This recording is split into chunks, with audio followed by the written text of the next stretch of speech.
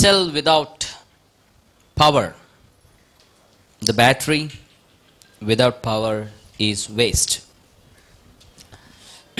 బ్యాటరీలో power లేకపోతే ఏం చేస్తామంటే తీసి చెత్తకుప్పలో పెట్టేస్తాం. It's over. Plate without food is waste. అలాగే a bulb without power won't give the light. వెలగదు. అత్తరులో నూనె లేకుండా దీపం వెలగదు. కారులో పెట్రోల్ లేకుండా కారు ముందుకి వెళ్ళదు. There is something that we need to make us move to the to forward. ముందుకు వెళ్ళడానికి మనకి ఏదో ఒక శక్తి అవసరం. దేవునికి స్తోత్రం. ఒక శక్తి అవసరం, ఒక ప్రభావం అవసరం. ప్రేమైన దేవుని బిడ్డలారా, మనము గమనించాల్సింది ఏంటంటే ఈ సంవత్సరంలో మరి మీరు ఎంతమంది దేవుని ప్రభావమును, ఆయన శక్తిని గురించి ప్రార్థించారో మరి నాకు తెలియదు. కానీ మనము ఇప్పుడు రాబోయేటువంటి ఈ సంవత్సరంలో, నూతన సంవత్సరంలో ఇంకొక 2 days, today is 30 and 31st, so one more day to just enter into the new year 2019. 2019లో from the day 1 to till the 31st of December, మరలా December 31st వచ్చే వరకు, మొదటి రోజు నుండి we need some power to lead us. Hallelujah. మనకి ఒక శక్తి అవసరం, ఒక ప్రభావం అవసరం ముందుకు వెళ్ళడానికి. గమనించండి, చాలాసార్లు మనము ఒక లాంగ్ జర్నీకో, లేకపోతే ఏదైనా అడవుల్లోకో, లేకపోతే ఒక ఎడారుల్లోకో ఎక్కడికో ప్రయాణమైనప్పుడు we take care that our car is filled with a full tank. మన కార్ని ఫుల్ ట్యాంక్ చేయించేసి బయలుదేరుతాం. ఎందుకు? అది ఫుల్ ట్యాంక్ కావలేదనుకోండి, లేదంటే తగినంత మనము ఇంధనము దానికి నింపలేదనుకోండి, మధ్యలో ఎక్కడైనా ఆగిపోతుంది. అప్పుడు ఎలా ఉంటుందంటే మన పరిస్థితి, ప్రక్కన ఒక 20 కిలోమీటర్ల లోపల ఎక్కడ కూడా పెట్రోల్ లేకపోతే, పెట్రోల్ బంకులు లేకపోతే ఇకంతే, చాలా దయనీయమైన పరిస్థితి మనం చూస్తూ ఉంటాం. అలాగే మన జీవితంలో కూడా దేవుని ప్రభావము, దేవుని శక్తి లేకపోతే మనము ఈ 2019లోనికి, లేదంటే 2019లో వెళ్ళలేమనే విషయాన్ని మనం గమనించాలి. ఇశ్రాయేలు ప్రజలు, జాగ్రత్తగా గమనించండి, ఇశ్రాయేలు ప్రజలకి దేవుడు మోషే ద్వారా, యెహోషువ గారి యొక్క నాయకత్వంలో, తర్వాత మోషే తర్వాత యెహోషువ గారి నాయకత్వంలో కనాను దేశాన్ని వారికి ఇచ్చిన తర్వాత, ఆ కనాను దేశం కూడా 12 గోత్రములుగా విభజించబడిన తర్వాత పరిపాలన అంతా బాగానే ఉంది. యెహోషువ కాలంలో యెహోషువ గారు చనిపోయిన తర్వాత వాళ్ళకి ఒక నాయకుడు కానీ, ఒక రాజు కానీ ఎవరు లేనందున వారి ఇష్టం వచ్చినట్లు వాళ్ళు బిహేవ్ చేశారు, వారి ఇష్టం వచ్చినట్టు వారు ప్రవర్తించారు. ఎందుకంటే వారిని అడిగే వాళ్ళు ఎవరు లేరు కనుక. ఆ టైంలో వారు పాపములు చేసినప్పుడల్లా దేవుడు వారిని శిక్షించడానికి మరి వారి శత్రువులనే వారి మీదకి పంపించేవాడు. ఇశ్రాయేల్ ప్రజల శత్రువులనే ఇశ్రాయేల్ మీదకి దేవుడు పంపించేవాడు. ఎందుకంటే వారి గుణపాఠం చెప్పడానికి. వాళ్ళు ఎప్పుడైతే వారి యొక్క శ్రమలను తట్టుకోలేక దేవునికి మరలా ప్రార్థించేవారో అప్పుడు దేవుడు వారిలో నుండి ఒక న్యాయాధిపతిని లేపేవాడు. ఇలా ఇంతమంది న్యాయాధిపతుల్లో మొత్తం 15 మంది. ఆ 15 మందిలో 14వ ఆయన పేరు ఏలి. చెప్పండి ఒకసారి. ఏలి అనేటువంటి ఒక ఆయన న్యాయాధిపతి, అలాగే ప్రధాన యాజకుడు.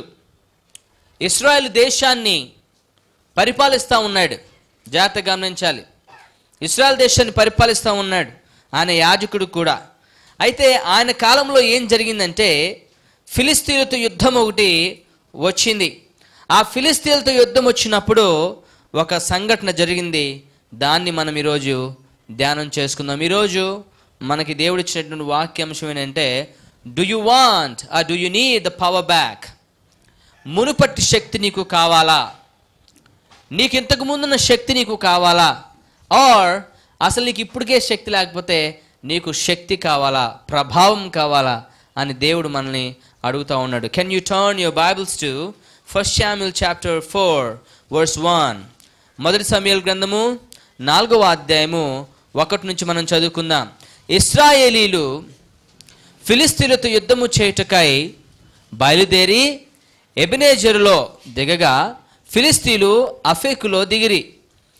ఈ ఫిలిస్తీయులు ఇశ్రాయేలు మీద తమ్మును యుద్ధ పంక్తులకు తీర్చుకొనగా వారు యుద్ధములో కలుసుకున్నప్పుడు ఇశ్రాయేలు ఫిలిస్తీయుల ఎదుట ఓడిపోయి యుద్ధ భూమిలోనే ఎక్కువ తక్కువ 4,000 మంది హతులైరి. జాగ్రత్తగా గమనించాలి.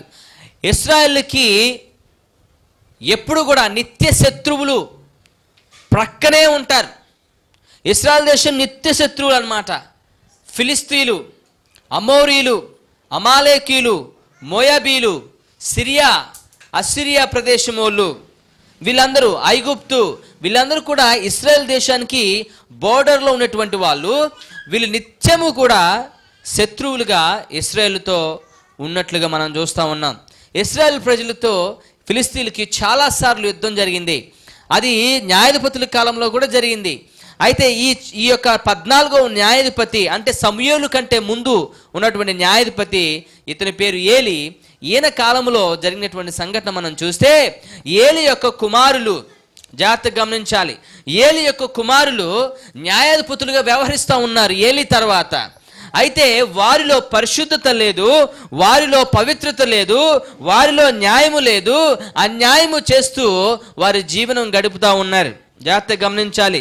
వారికి అధికారం ఉంది కనుక అధికారి దాహము చేత వారు అన్యాయం చేస్తూనే ఇశ్రాయేల్ ప్రజలను పరిపాలిస్తూ ఉన్నారు ఏలి యొక్క కుమారులు. జాగ్రత్తగా గమనించాలి.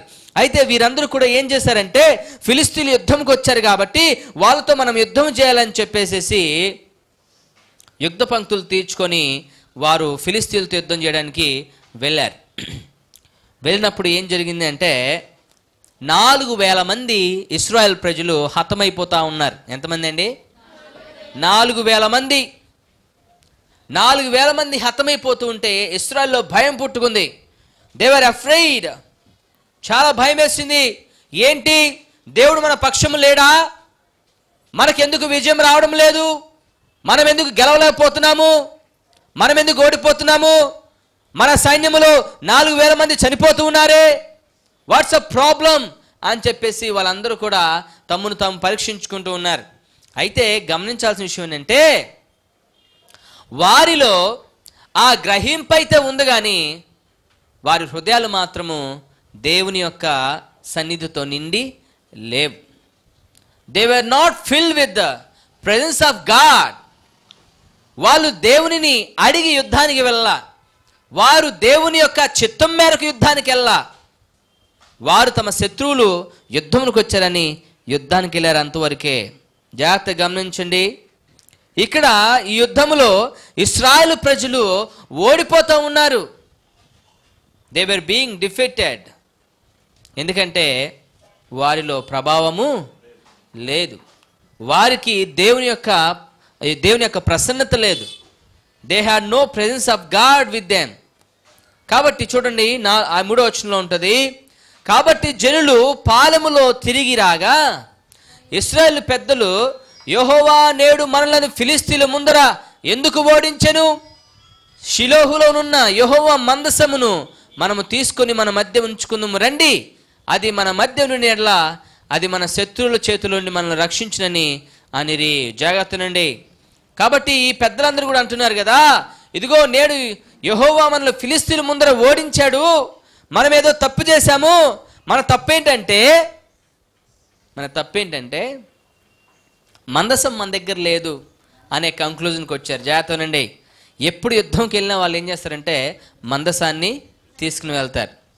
ఎందుకంటే మందసము అనేటువంటిది ప్రత్యక్ష గుడారంలో అతి పరిశుద్ధ స్థలములో ఉండేటువంటి ఒక గృహోపకరణం. అది ఒక బాక్స్ టైప్లో ఉంటుంది. అది దాన్ని వారు తీసుకెళ్ళలేకపోయారని తమను తాము చాలా ఏమన్నారు, గ్రహింపు వచ్చిందని చెప్పేసి చాలా సంతోషించి తీసుకెళ్దామని వారు ప్లాన్ చేసుకుంటూ ఉన్నారు. ఇక్కడ విషయం ఏంటంటే జాగ్రత్తగా గమనించాలి. మందసమును వారి ఒక శక్తి కలిగినటువంటి ఒక ఐటమ్గా ఎంచుతున్నారు. They made it as a powerful weapon. They were not minded of God's presence on the tabernacle or on the ark of covenant. దేవుని మందసం మీద దేవుని యొక్క ప్రత్యక్షత ఉందా లేదా అనేటువంటిది ఇక్కడ అస్సలుగా మనం అందరం ఆలోచించాల్సిన విషయం, వాళ్ళు కూడా ఆలోచించాల్సిన విషయం. అంతేగాని మందసం ఉన్నంత మాత్రాన ప్రభావము రాదని వారు తెలుసుకోలేకపోయారు. ప్రియమైన దేవుని బిడ్డలారా, ఆలోచించాలి. చాలాసార్లు మనం కూడా ఎలాంటిది ఉంటుందంటే, మన భక్తి బైబిల్ పట్టుకుంటాం కానీ బైబిల్లోని వచనాలు మన హృదయంలో ఉండవు. బైబిల్ వాక్యాలు కొన్ని కంటతో ఉంటాయి కానీ ఆ వాక్యానుసారమైన జీవితం మనలో ఉండదు. అందును బట్టే మన జీవితంలో కూడా కార్యములు జరగవు. ప్రార్థన చేస్తూ ఉంటాం, ప్రభువా I have been praying for many years, many days, చాలా సంవత్సరాల నుంచి, చాలా రోజుల నుంచి ప్రార్థిస్తున్నాను నాయన, ఎందుకు జరగట్లేదు నీ కార్యం? చాలాసార్లు అడుగుతాం. But we all think that, మనం అనుకుంటాం మన ప్రార్థన దేవుని కదిలించేస్తుంది, మన యొక్క బైబిల్ ధ్యానము దేవుని కదిలించేస్తుంది. వెల్, మన ప్రార్థన అవసరమే, బైబిల్ ధ్యానం అవసరమే, దేవుని యొక్క పిల్లల సహవాసం అవసరమే. కానీ దేవుని చిత్తములో, దేవుని సమయంలో ఆయన పనులు జరుగుతాయి. దేవునికి స్తోత్రం.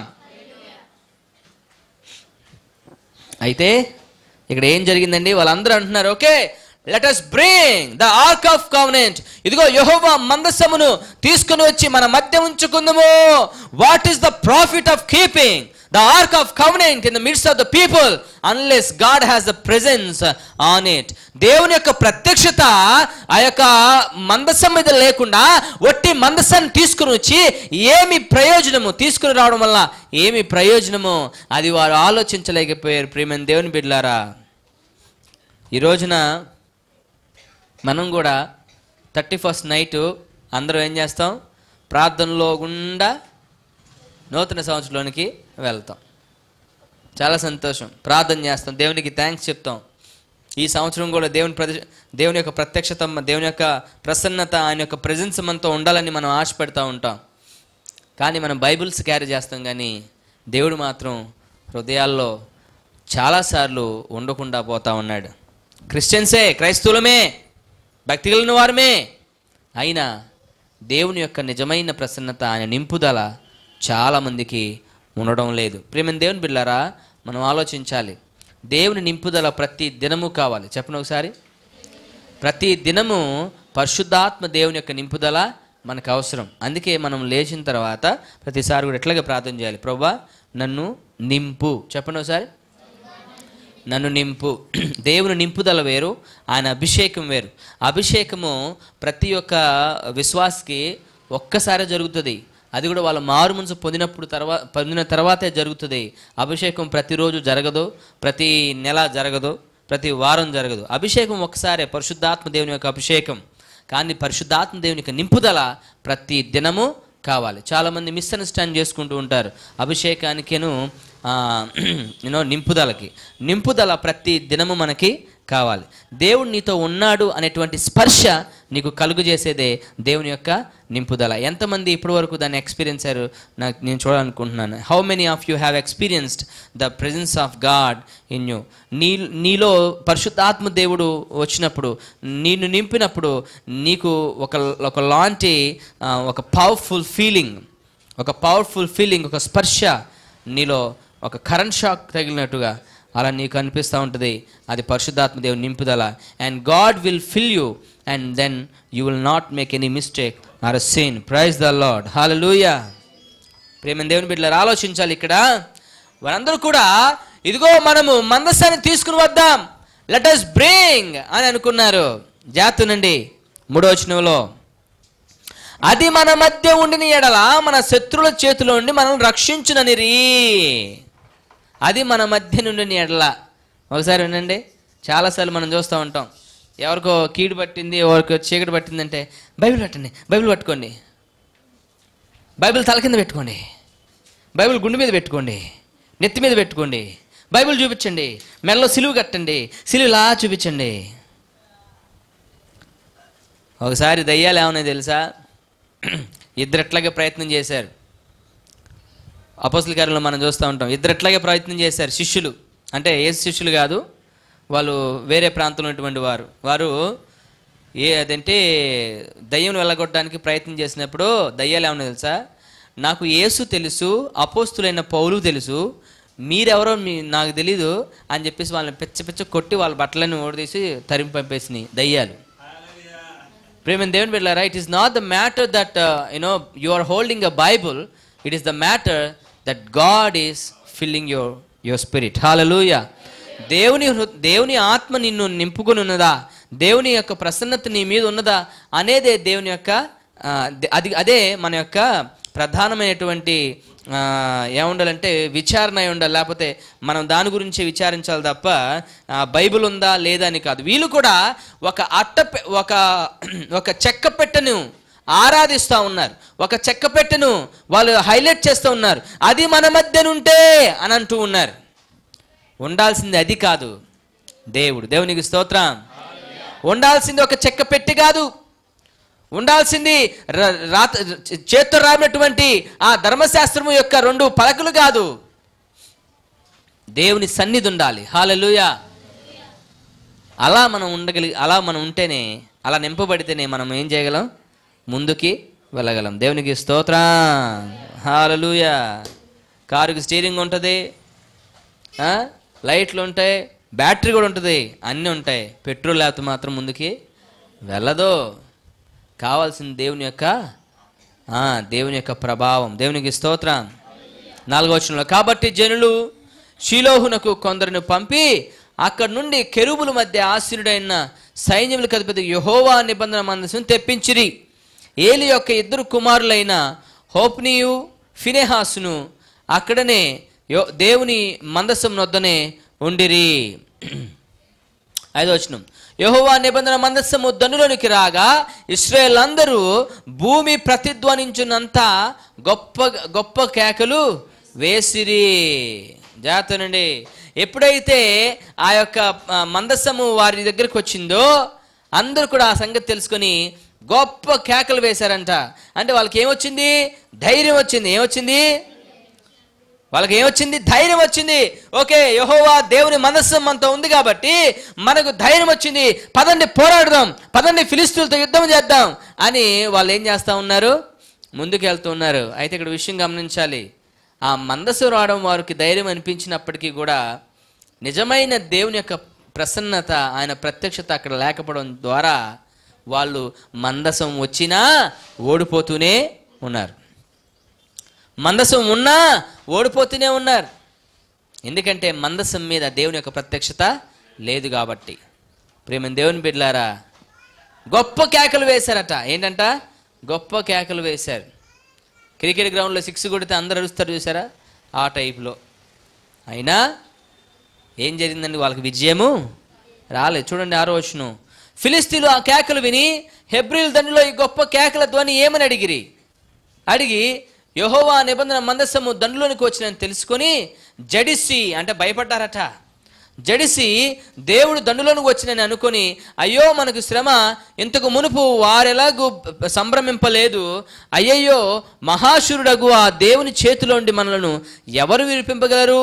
అరణ్యమందు అనేకమైన తెగులు చేత ఐగుప్తులను హతము చేసిన దేవుడు ఈయనే కదా. ఫిలిష్తీయులారా ధైర్యము తెచ్చుకొని వారు మీకు దాసులైనట్టు మీరు హెబ్రీలకు దాసులు కాకుండా బలాఢ్యులై యుద్ధము చేయడని చెప్పుకున్నారు. ఇక్కడ గమ్మత్తైన విషయం ఏంటంటే, అయ్యో ఆ దేవుడు చాలా గొప్పవాడు, ఆయన తెగుళ్ళు రప్పించాడు, ఎర్ర సముద్రం పాలు చేశాడు, చాలా గొప్ప కార్యాలు చేశారని అన్నీ తెలిసినా కానీ వాళ్ళు ఏమనుకున్నారంటే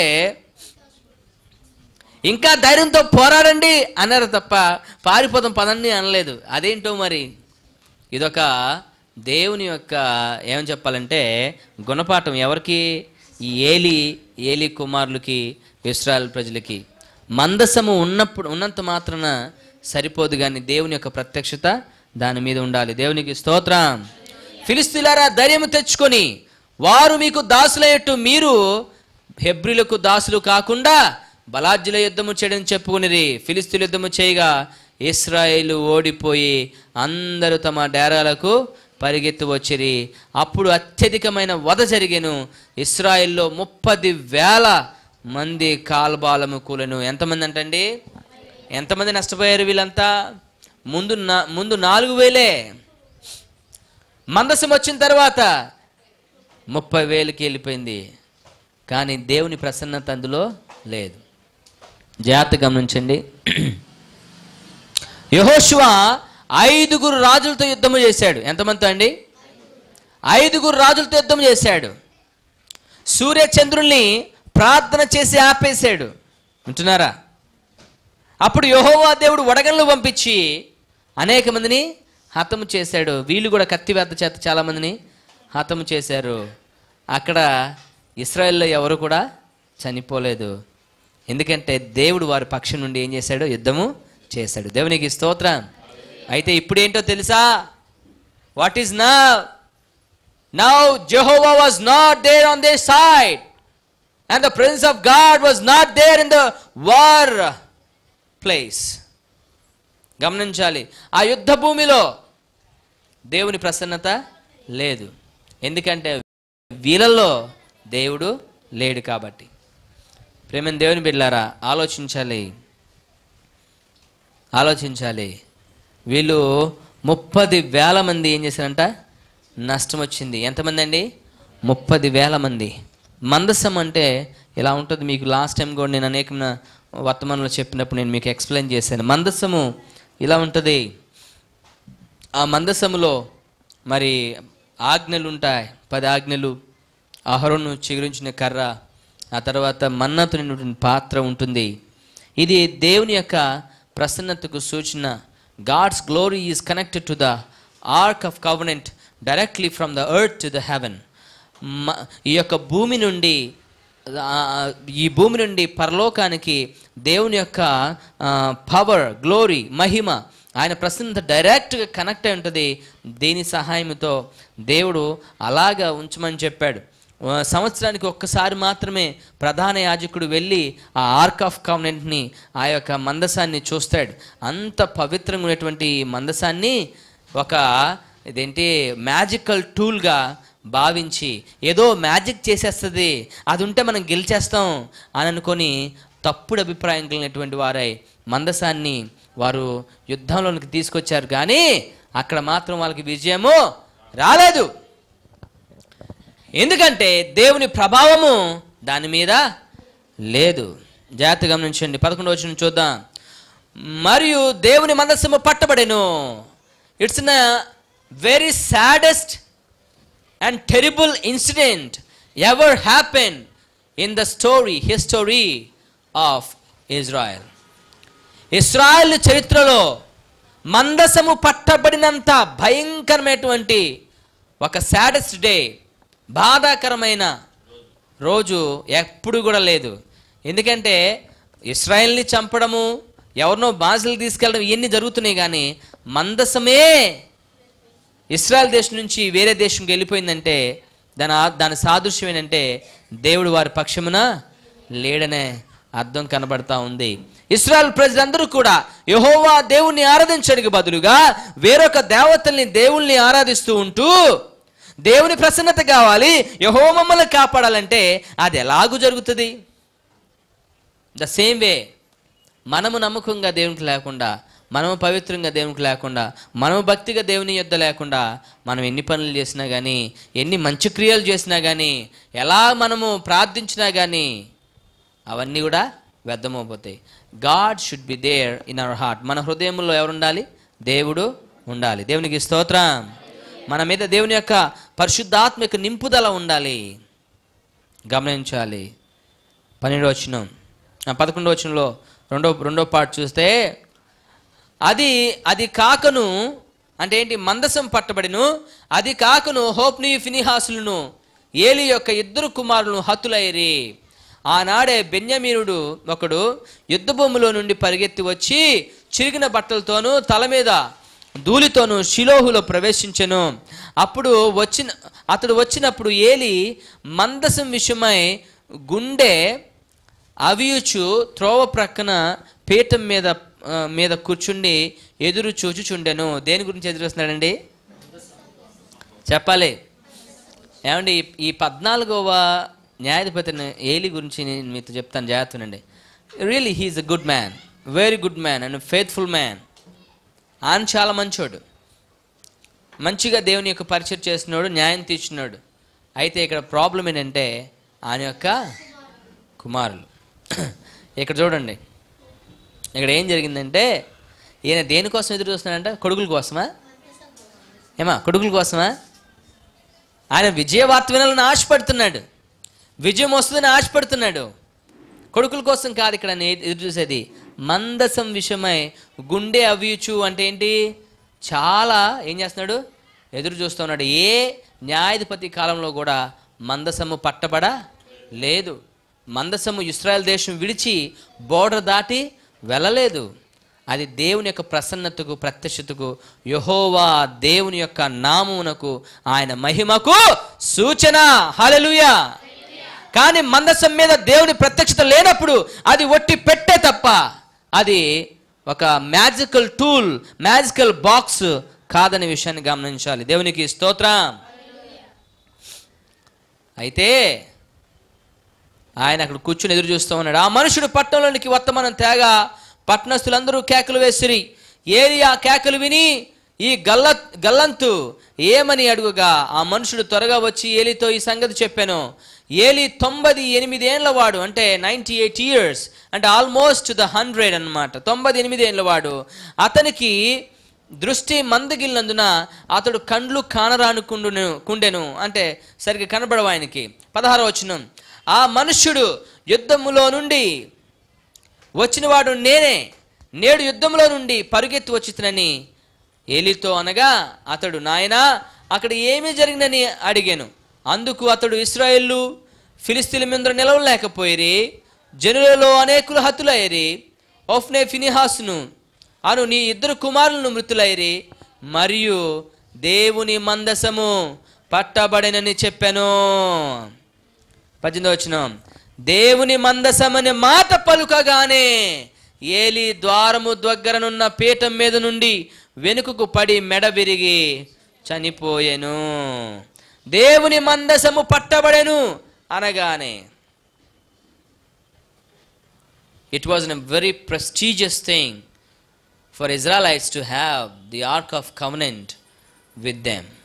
ప్రేమ దేవుని బిడ్డలారా, దేవుని మందసము ఎప్పుడైతే పట్టబడింది అనే మాట ఆయన విన్నాడో వెంటనే ఆ పీఠం నుంచి వెనక్కి పడి మెడ విరిగి చనిపోయాడు ఏలి. అంటే ఏంటో తెలుసా? He was very passionated towards protecting God's covenant with the people. Hallelujah. Is a very wonderful man. ఈరోజు ఆయన స్టోరీ కాదులే కానీ మనకేంటంటే ప్రభావము పోకుండా మనము చూసుకోవాలి. హల్లెలూయా. ఓకే, నౌ 19వ వచనం ఉంటుంది. ఏలి కోడలకు ఫినెహాసును, ఏలి కోడలకు ఫినెహాసుకు భార్యకు అప్పటికి గర్భము కలిగి కను ప్రొద్దులై ఉండగా దేవుని యొక్క మందసము పట్టబడిననియు తమ మామయు తన పెనిమిటియు చనిపోయారని విని నొప్పులు తగిలి కాళ్ళ మీద కృంగి ప్రసవాయను. ఆమె మృతు పొందుచుండగా, అంటే ఆమె పిల్లవాడిని కంటూ చనిపోయింది. మృతు పొందుచుండగా అక్కడ నిలిచిన వాళ్ళు స్త్రీలు ఆమెతో, భయపడవద్దు, కుమారుణ్ణి కంటివెనిరి. కానీ ఆమె పత్తిత్రమేకు లక్ష్య పెట్టుకుని ఉండినదై దేవుని మందసం పట్టబడిన సంగతియు తన మామయు పెనిమిటి చనిపోయిన సంగతి తెలుసుకొని ప్రభావము ఇశ్రాయేలులో ఉండే పోయినని చెప్పి తన బిడ్డకు ఇకాబోదు అని పేరు పెట్టాను. ఏంటని చెప్పండి? ఈకాబోదు. ఏం చెప్పండి? ఈకాబోదు అంటే ప్రభావము వెడలి పోయెను, ప్రభావం ఇశ్రాయేలులో ఉండి వెళ్ళిపోయాను అని చెప్పి ఆమె ఆ పేరు పెట్టింది. ఎవరికి? ఆ బిడ్డకి. ఆ బిడ్డ ఒక హిస్టరీ. ఆ బిడ్డ పేరు పిలిచిన ప్రతిసారి ఏం జరుగుతుంది, ఏం గుర్తు తెచ్చుకుంటుంది సమాజం? మందసం పట్టబడింది, ఏలి యొక్క కుమారులు అందరూ కూడా చనిపోయారు. It's a saddest thing. ప్రేమ దేవుని బిడ్డలారా, ఈ కాబోదు. చెప్పండి ఒకసారి. దేవుని మందసము పట్టబడింది. ఏలి ఆయన కృంగి వెనకకు పడి చనిపోయాడు. ఈ ఫిలిస్తీన్లు ఆ మందసాన్ని ఎక్కడ తీసుకెళ్తున్నారు? వారి యొక్క దేశానికి తీసుకుని వెళ్తున్నారు. ప్రభావం వెడలిపోయింది. చెప్పండి ఒకసారి. ప్రభావము వెడలిపోయింది. ప్రియమైన దేవుని బిడ్డలారా, ఈరోజు మనం ఆలోచించాల్సిన విషయం ఏంటంటే, ఈ 2019లో మందసం నీతో ఉండొచ్చు, ప్రత్యక్ష గుడారం నీతో ఉండొచ్చు, బైబుల్ నీతో ఉండొచ్చు, నువ్వు ప్రార్థించవచ్చు, బహుశా చక్కని వాక్యదానం చేయొచ్చు, బహుశా మంచి ప్రసంగాలు చేయొచ్చు, మంచి వాయిద్యాలు వాయించవచ్చు, పాడొచ్చు, ఏమైనా చేయొచ్చు. కానీ దేవుడు నీలో నివసిస్తున్నాడా అనేదే ఇంపార్టెంట్. దేవునికి స్తోత్రం. Does God dwells in your heart is important. Does God's presence is there with you in this 2019 అనేది ఇంపార్టెంట్. ఇక్కడ విషయం గమనించాలి. మనందరము వట్టి చేతులతో 2019లోకి వెళ్ళడం కాదు. దేవుని ప్రభావమును, ఆయన ప్రసన్నతను, ఆయన మహిమను మనము 2019లోనికి తీసుకుని వెళ్ళాలి. దేవునికి స్తోత్రం. హల్లెలూయా. ఆస్క్ ద లార్డ్, ప్రభువా మందసం ఉంటే చాలదు నాయన, నీ యొక్క ధ్యానం ఉంటే చాలదు, బైబిల్ నా చేతిలో ఉంటే చాలదు, కానీ నీవు నా హృదయంలో ఉండాలి తండ్రి. నీ ప్రసన్నత, నీ నింపుదల ప్రతి దినము కూడా ఈ 2019లో నడిపించాలి అని చెప్పి దేవునితో మనము మాట్లాడి ఆయన దగ్గర నుంచి అటువంటి దేవుని యొక్క మరి ప్రసన్నతను మనం పొందుకోవాలి. దేవునికి స్తోత్రం. హల్లెలూయా. If there is no God on that ark of covenant, it is a vain of staying there.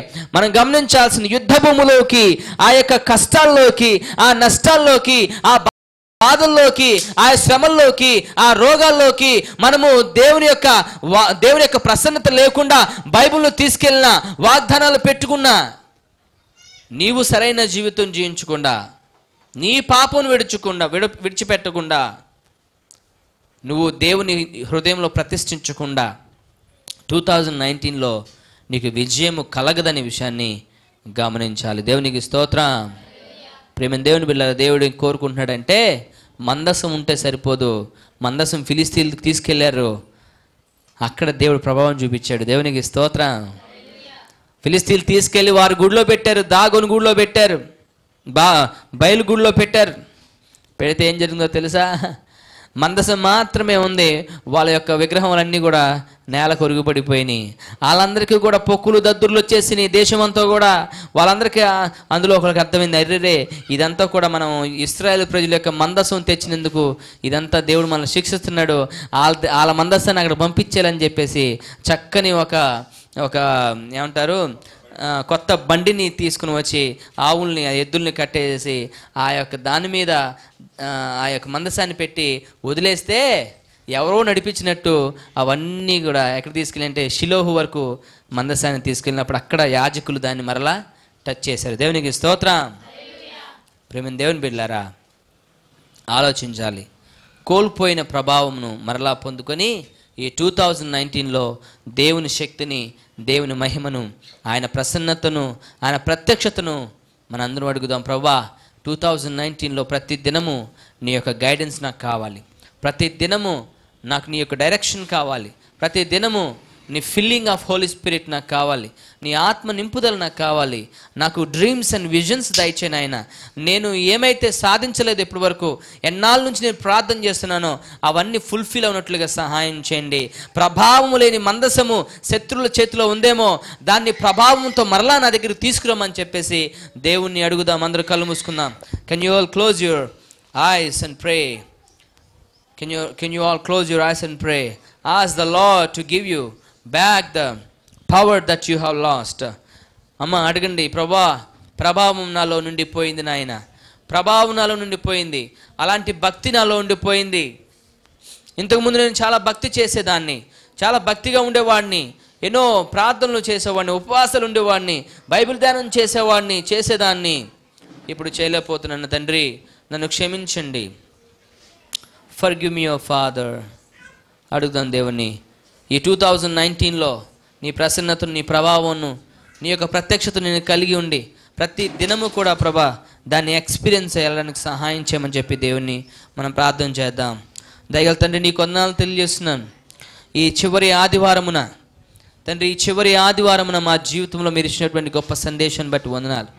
నిజమైనటువంటి ప్రభా నీ యొక్క ప్రత్యక్షత ప్రసన్నతను కలిగి మేము నాయన ఈ 2019లో మేము ఎదుర్కోబోయేటువంటి ప్రతి యుద్ధ భూమిలో నాయన, ప్రతి యుద్ధ భూమిలో అది ఏ కష్టమైనా, ఏ నష్టమైనా, ఏ మనోవ్యాధి అయినా, బాధ అయినా ప్రభా, ఎటువంటి మనస్మర్థనలైనా, గొడవలైనా ప్రభా, ఎటువంటి ప్రభా మరి మమ్మల్ని బాధ పెట్టవైనా సరే, నష్టములైనా సరే, what ever it may be lord, మా యుద్ధ భూమిలో తండ్రి నీ ప్రసన్నత కలిగినటువంటి మందసము ఉన్నట్లుగా మాకు సహాయము చేయండి. నీ మందసము మా దగ్గర లేనట్లయితే, ప్రభావము కలిగిన నీ మందసం మా దగ్గర లేనట్లయితే, ఆనాడు ఇశ్రాయేలు ప్రజలు ఎంతో సంతోషించారు, ఎంతో ధైర్యపడ్డారు, కానీ ప్రభావం లేదని గుర్తించలేకపోయారు నాయన. అట్లాగే మా జీవితంలో కూడా ఎంత వాక్యము చదివినా, ఎంత బైబిల్ ధ్యానము చేసినా, ఎన్ని చక్కని పనులు చేసినా కానీ నాయన, నీ సన్నిధి, నీ యొక్క ప్రభావము మా హృదయంలో లేనప్పుడు మాకు విజయము రాదని మేము గ్రహించి మేము నిన్ను కోరుకున్నట్లుగా సహాయం చేయండి. మా శత్రువుల చేతిలోనికి ఆ ప్రభావం పోకుండా,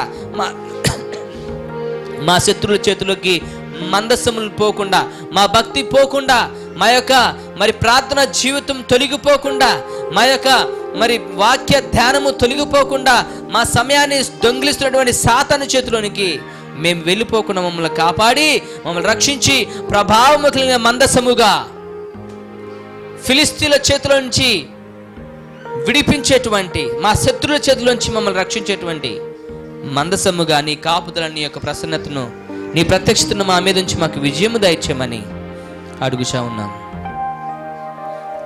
ఈ ఉదయకాలంలో నీ ప్రియ బిడ్డలైన ఎవరైతే యూట్యూబ్లో, ఫేస్బుక్లో వాచ్ చేస్తున్నారో, వీక్షిస్తున్నారో వారిని దీవించండి, ఆశీర్వదించండి.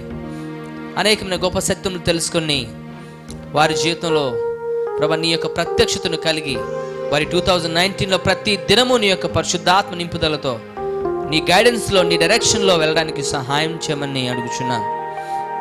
ఇటువంటి చక్కని ఉపదేశమును మాకు ఇచ్చినందుకు మీకు వందనాలు తెలియజేస్తూ, అలాంటి ప్రభావంతో మరలా మమ్మల్ని నింపమని సహాయం చేయమని, మీరే సమస్త మహిమ గంత ప్రభావాలు పొందమని యేసు నామమున అడుగుచు వేడుకుంటున్నాం తండ్రి.